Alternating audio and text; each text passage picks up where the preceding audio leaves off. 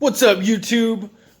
This is Speedometer Screamer 69 coming at you with a fresh tool called the cut speedometer cable on a drill. So I can actually show you the sound that my speedometer cable has been making while riding. I haven't been able to capture it because, well, I've been riding and I can only get it at speed until now.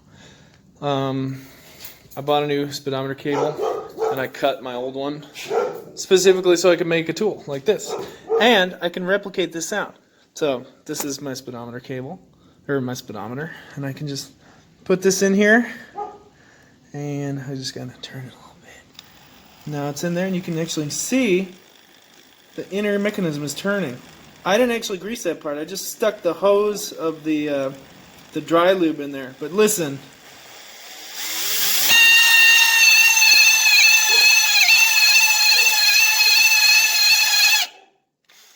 That's normal sound, right? And then when I get it up to speed,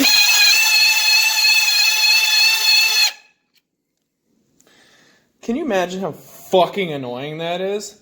Oh my god!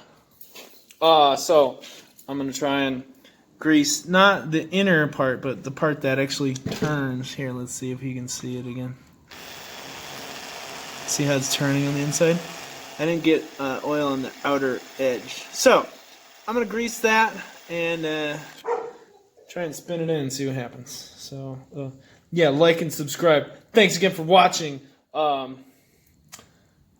Speedometer Screamer, that was my name. Thanks, see ya. What's up, YouTube? This is Speedometer Screamer coming at you with another live feed. If you saw before, you probably saw my video. So here we go. We got oil in there. We got it working.